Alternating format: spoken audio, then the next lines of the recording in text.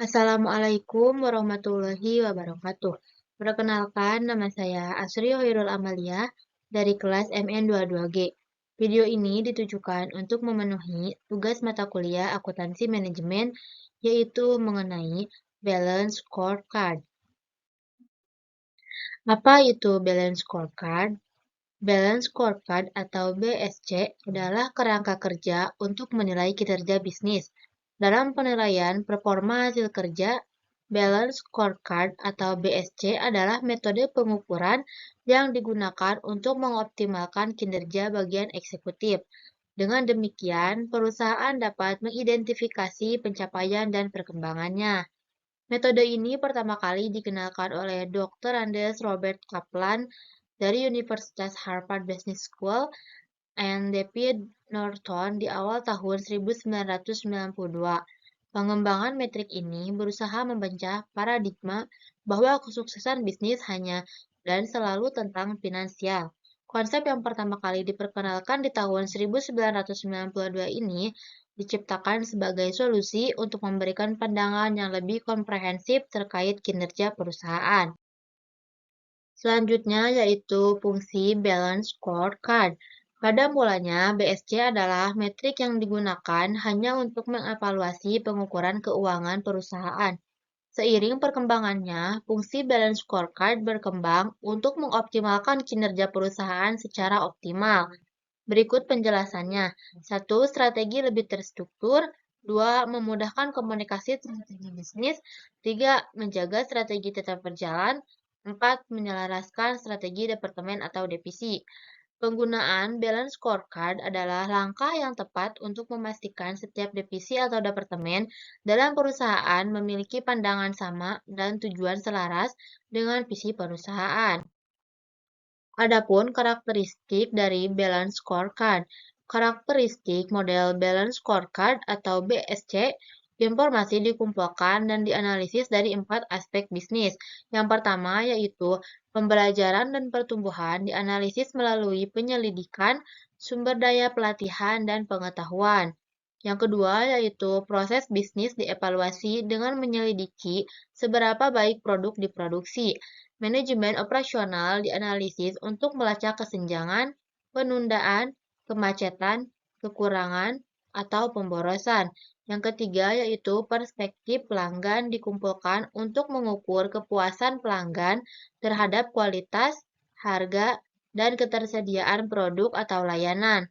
Dan yang keempat yaitu data keuangan, seperti penjualan, pengeluaran, dan pendapatan digunakan untuk memahami kinerja keuangan. Metrik keuangan ini dapat mencakup jumlah dolar, rasio keuangan, varians anggaran, atau target pendapatan. Selanjutnya yaitu perspektif balance scorecard.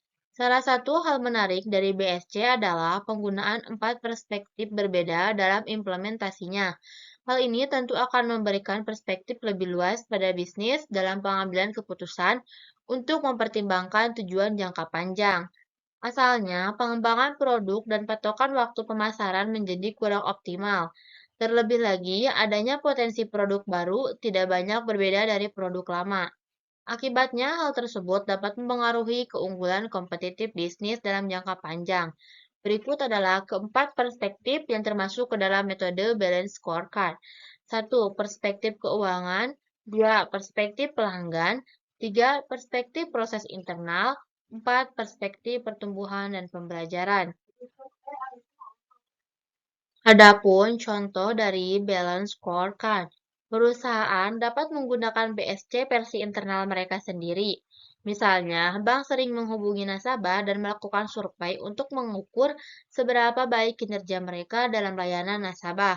Survei ini mencakup penilaian kunjungan perbankan terkini, dengan pertanyaan mulai dari waktu tunggu, interaksi dengan staf bank, dan kepuasan secara keseluruhan. Mereka mungkin juga meminta pelanggan untuk memberikan saran perbaikan. Manajer bank dapat menggunakan informasi ini untuk membantu melatih staf jika ada masalah dengan layanan atau untuk mengidentifikasi masalah apapun yang dialami nasabah dengan produk, prosedur, dan layanan.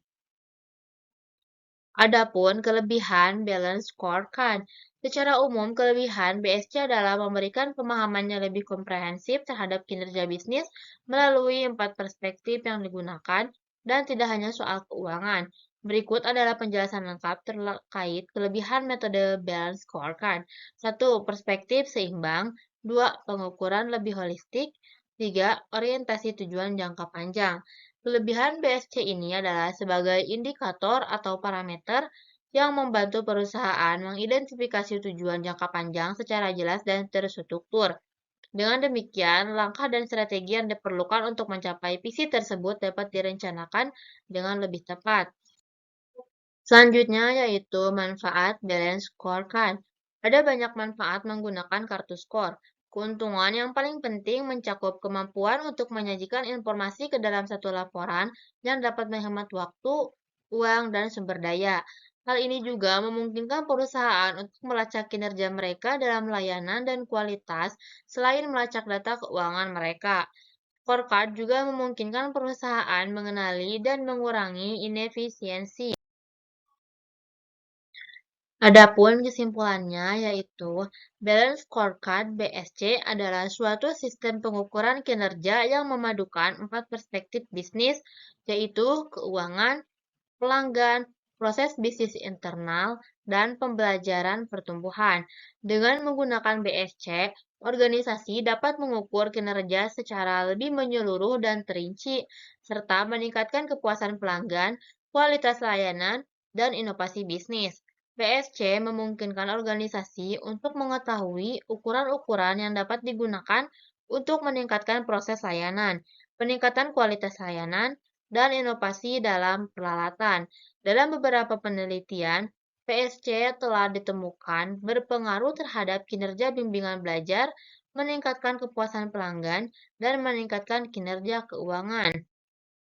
Mungkin hanya itu yang dapat saya sampaikan untuk materi kali ini.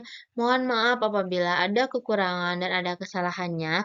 Wassalamualaikum warahmatullahi wabarakatuh.